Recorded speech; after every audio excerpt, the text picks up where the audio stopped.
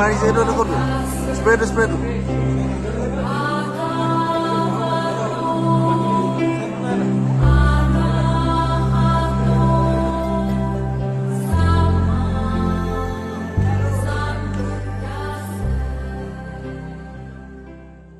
আজি এটা বিশেষ ভিডিঅ'লৈ আপোনালোকক স্বাগতম জনাইছোঁ। বিশেষ কিয় ক'লোঁ জানেনে, মানুহ যেতিয়া মৃত্যু হয়, মৃত্যু হোৱাৰ পাছত তেওঁৰ নশ্বৰ দেহটো আমি জ্বলাই দিয়া হয়, নতুবা পুতি থোৱা হয়। কিন্তু বৌদ্ধ ধৰ্মাৱলম্বী লোকসকলৰ যিজন ধৰ্মগুৰু বা ভান্তে বুলি কোৱা হয়, তেওঁ যেতিয়া মৃত্যু মুখত পৰে তেতিয়া তেওঁক জ্বলাই বা পুতি নথয়। তেওঁলোকৰ ধৰ্ম অনুসৰি তেওঁৰ দেহটো নশ্বৰ দেহটো সংৰক্ষণ কৰি ৰাখে কিছুমান তেওঁলোকৰ ৰীতি নীতি অনুসৰি। আৰু কেনেদৰে কৰি ৰাখে আৰু কিয় কৰি ৰাখে সেই বিষয়ে আজি জনাবলৈ চেষ্টা কৰিম। মই যাব ওলাইছোঁ বৰ্তমান চৰাইদেউ জিলাৰ চলাশ্যাম গাঁৱলৈ যাবলৈ ওলাইছোঁ। চলাপথাৰ শ্যাম গাঁও বৌদ্ধ বিহাৰৰ যিজন ভান্তে আছিল, তেওঁৰ নাম হৈছে ভদন্ত দত্ত শাসন বংশ মহাথেৰ ভান্তে। তেওঁ যোৱা 2023 চনৰ 24 আগষ্ট তাৰিখে তেওঁৰ বাৰ্ধক্যজনিত কাৰণত তেওঁৰ মৃত্যু হৈছিল। আৰু মৃত্যু হোৱাৰ পাছত তেওঁৰ দেহটো বৰ্তমান জ্বলাই বা পুৰি ৰখা নাই। আজিলৈকে 7 দিন হৈছে সেই দিনটোৰ পৰা ধৰি তেওঁৰ দেহটো কিছুমান মেডিচিন দি তেওঁৰ দেহটো কিছুমান বিভিন্ন ধৰণৰ কাপোৰে মেৰিয়াই পিনে তেওঁ ৰাখিছে। আৰু সেই তেওঁৰ দেহটো আজি অৱশ্যে এতিয়া বৰ্তমান মন্দিৰৰ ওপৰতে আছে দেহটো, আৰু সেই দেহটো এটা নিৰ্দিষ্ট ঠাইত ৰাখিব। আৰু কিয় ৰাখিব আৰু কি কাৰণে তেওঁ ধৰ্মগুৰুসকলৰ এই নশ্বৰ দেহটো এনেকৈ ৰাখে, সংৰক্ষণ কৰি ৰাখে, ইয়াৰ পাছত কি কৰিব, কিমান দিন তেওঁলোকে ৰাখি তাৰ প্ৰক্ৰিয়াবিলাক আজি জানিবলৈ চেষ্টা কৰিম। মই তালৈ যাব ওলাইছোঁ। বিশেষকৈ আজি 7 দিনৰ দিনা আপোনালোকক কিয় এই ভিডিঅ'টো ষ্টাৰ্ট কৰিছোঁ জানেনে, আজি তেওঁৰ লাষ্ট প্ৰক্ৰিয়া আছে। লাষ্ট প্ৰক্ৰিয়া মানে তেওঁ যিহেতু নশ্বৰ দেহটো এটা নিৰ্দিষ্ট এটা ঘৰত ৰাখিব তেওঁলোকৰ ধৰ্ম অনুসৰি, ৰীতি নীতি অনুসৰি, সেইবাবে ভিডিঅ'টো আজি ষ্টাৰ্ট কৰিছোঁ। আপোনালোকে প্ৰতিটো ষ্টেপ বাই ষ্টেপ দেখাবলৈ চেষ্টা কৰিম। ভিডিঅ'টো কিন্তু অলপ দীঘল হ'ব পাৰে, তথাপিও আপোনালোকে যদি চাই তেতিয়াহ'লে সকলোখিনি কথা গম পাব। তেনেহ'লে ব'লক আজি ভিডিঅ'টো আৰম্ভ কৰোঁ।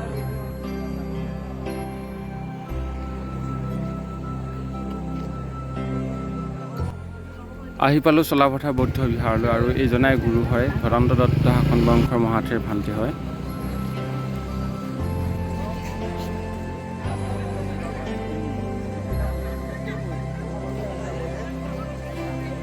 এওঁলোকৰ নিয়ম অনুসৰি এই মন্দিৰৰ ভিতৰতে তেওঁ ৰাখিছে। আপোনালোকে দেখিবলৈ পাইছে, এয়া তেওঁৰ কফিনটো খুব ধুনীয়াকৈ সজাই ৰাখিছে। আৰু লগতে তেওঁলোকে স্মৰণ কৰিছে, প্ৰাৰ্থনা কৰিছে তেওঁক শেষবাৰলৈ। আৰু লগতে তেওঁলোকে ফুল দান কৰিছে, পইচা দান কৰিছে। আৰু আজি যিহেতু তেওঁক নিকপান জ্ঞানলৈ বৌদ্ধ মন্দিৰটোৰ ভিতৰৰ পৰা তেওঁক এই ঠাইৰ পৰা লৈ যোৱা হ'ব, সেইবাবে এনেদৰে তেওঁলোকে প্ৰাৰ্থনা জনাইছে। আজি নিৰ্বাণপ্ৰাপ্ত আমাৰ ভান্তে ভদন্ত শাসন বংশ মহাথেৰ ভান্তেৰ আজি 7 দিনীয়া শ্ৰমৰ অন্তিম দিন। যোৱা 24 আগষ্ট 2023 তাৰিখে নিশা 1:07 তেখেত পৰিনিৰ্বাণগামী হৈছিলে। আৰু তেতিয়াৰ পৰা আজিলৈকে 7 দিন তেখেতৰ মৃত্যুৰ পিছত যিখিনি কাম কাজ থাকে সেইখিনি গাঁৱৰ ৰাইজে ভিক্ষুসংঘই কৰি আছে। আৰু আজি 7ম শেষৰ দিন। মৃত্যুৰ 3 দিনলৈকে আমি তেখেতৰ শৱদেহটো ৰাইজৰ দৰ্শনৰ বাবে ৰাখিলোঁ। আৰু তাৰপিছত বৌদ্ধ ধৰ্মৰ পৰম্পৰা অনুসৰি ভিক্ষুসকলৰ মৃত্যু হ'লে যিটো আমাৰ মামি কৰি থোৱাৰ ব্যৱস্থা, প্ৰিজাৰ্ভ কৰি থোৱাৰ ব্যৱস্থা, সেই ব্যৱস্থাটো কৰা হৈছে। তেখেতক সম্পূৰ্ণৰূপে প্ৰিজাৰ্ভ কৰি আহি থকা 7 মাহলৈকে তেখেতক মানে এটা নিৰ্দিষ্ট ঘৰত, যিটো নিপ্পান কং বুলি কয়, তাত ৰখা হ'ব। আৰু তাত 7 মাহৰ পিছত তেখেতৰ যিখিনি অৱশিষ্ট থাকিব, সেই অৱশিষ্টখিনি লৈ পিনে তেখেতৰ কাৰণে অন্তিম যিটো ক্ৰিয়া কৰিবলগা থাকে, যে বৌদ্ধ ভিক্ষু ঢুকালে যিটো এখন উৎসৱ পাতিব লগা হয়, যিটো ম্যাফং বুলি কয়, ম্যাফং, সেই ম্যাফংখন অনুষ্ঠিত কৰিব লাগিব। তাত অসমৰে নহয়, সমগ্ৰ উত্তৰ পূৰ্বাঞ্চলৰ দেশ বিদেশৰ মানুহ আহিব, ভান্তেসকল আহিব। তেওঁলোকক লৈ পিনি সেই কামখিনি কৰাৰ শেষতহে তেখেতৰ মানে যিখিনি মৃত্যুৰ পিছত যিটো অন্তিম কাম কাজ সেইখিনি শেষ হ'বগৈ আমাৰ। গতিকে আজি তেখেতৰ মৃত্যুৰ পিছত 7 নম্বৰ দিন। আজি তেখেতক আমাৰ বৌদ্ধ বিহাৰতে প্ৰিজাৰ্ভ কৰি ৰখা হৈছে। আৰু আজিৰ দিনটোত 1 বজাত তেখেতক ৰাখিবৰ কাৰণে, প্ৰিজাৰ্ভ কৰি ৰাখিবৰ কাৰণে যিটো বিশেষ নিকপান কিয়ং ঘৰ বনোৱা হৈছে, তালৈ আজি তেওঁক ট্ৰেন্সফাৰ কৰা হ'ব। তো সেইটো কাৰণে আজি ৰাইজ বহুত গোট খাইছে। এইটো বৌদ্ধসকলৰ যি ধৰ্মীয় পৰম্পৰা অনুসৰি, যে ভিক্ষুসকল ঢুকালে তেখেতসকলৰ মানে বডিটো ঘপকৈ পুতি নথয় বা পুৰি নেপেলায়। তেওঁলোকক এটা বিশেষ মানে পৰম্পৰাগত প্ৰক্ৰিয়াৰে, যিটো বিজ্ঞানসন্মতো হয়, সেই প্ৰক্ৰিয়াৰে তেওঁলোকক প্ৰিজাৰ্ভ কৰা হয়। সেই প্ৰিজাৰ্ভ কৰিবলৈ যাওঁতে তেওঁলোকক বডিটো গোটেই মানে ধপাত, চূণ ইত্যাদিৰে মানে তেওঁলোকক ঢাকি পেলোৱা হয়।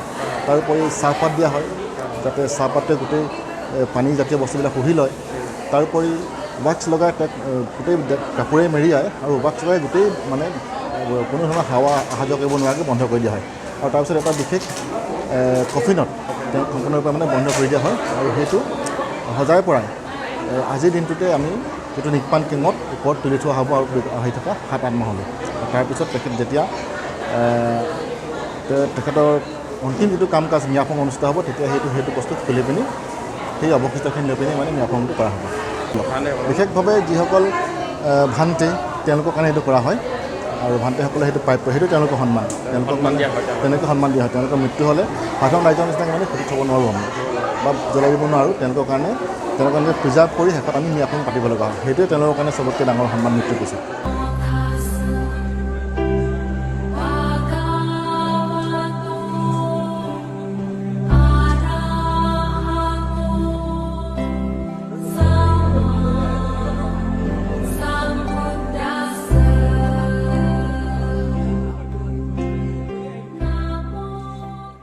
এয়া হৈছে আমাৰ নিকপাং কিয়ং। ইয়াতে আমাৰ সচনা বচন ভাণ্ডাৰী যিটো ডেড বডি যিটো প্ৰিজাৰ্ভ কৰিছোঁ, এইটো এটা ধুনীয়া কফিনত মানে ধুনীয়াকৈ প্ৰিজাৰ্ভ কৰি সেইটো বস্তু আজি ইয়াত ৰাখি দিয়া হ'ব। আৰু ইয়াতেই তেওঁ মানে আহি থকা 7 মাহ 8 মাহলৈ তেওঁ ইয়াতে থাকিব। আৰু যেতিয়া আমাৰ তেখেতৰ কাৰণে যিটো উৎসৱ হ'ব আজিৰ পৰা 6-7 মাহ পিছত, তেতিয়া সেইটো নমোৱা হ'ব আৰু উৎসৱত ইয়াৰ অৱশিষ্টখিনি মানে লৈ পিনি উৎসৱটো পতা হ'ব।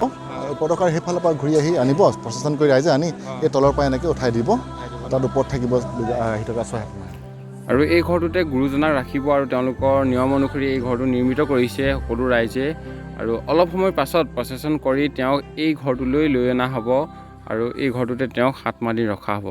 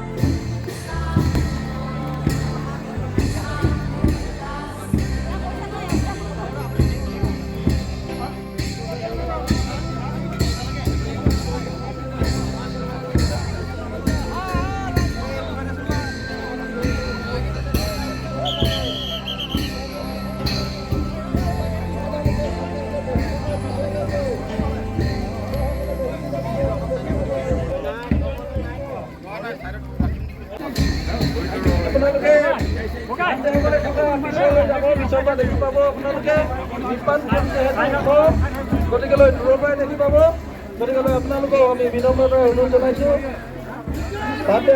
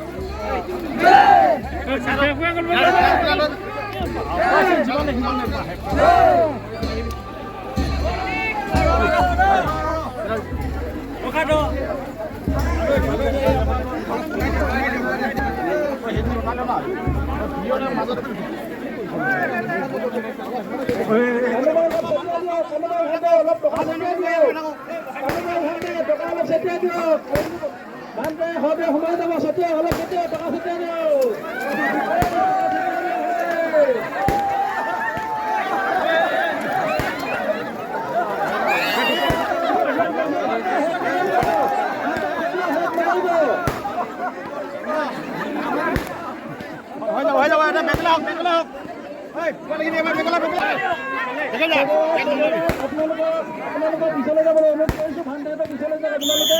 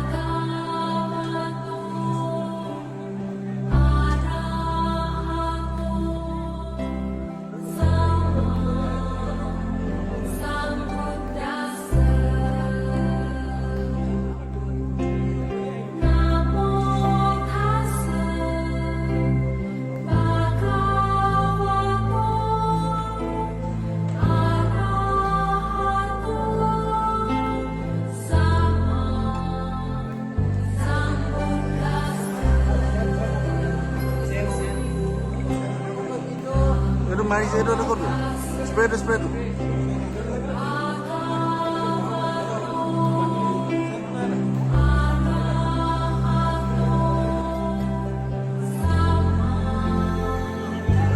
তো ৰাইজসকল আপোনালোকে নিশ্চয় দেখিলে যে বৌদ্ধ ধৰ্মাৱলম্বীসকলৰ যেতিয়া এজন ধৰ্মগুৰু যাক আমি ভান্তে বুলি কওঁ তেওঁলোক যদি পৰলোকগামী হয় মৃত্যু হয় তেতিয়া তেওঁলোকক কিমান সন্মানেৰে শ্ৰদ্ধাৰে এনেকৈ অন্তিম যাত্ৰা কাৰ্য সম্পন্ন হয় আৰু তেওঁ এই ঘৰটো দেখিছে এই ঘৰটোতে তেওঁ 7 মাহ দিন ৰখাৰ পাছত তেওঁলোকৰ মিয়াফুং নামৰ যিটো নিয়ম কৰিব আৰু সেই নিয়মত কেনেদৰে কৰে আপোনালোকক যদি মোৰ ভালে থাকোঁ তেতিয়া আপোনালোকক দেখাবলৈ চেষ্টা কৰিম আৰু আজি ভিডিঅ'টো বেছি আৰু দীঘল নহয়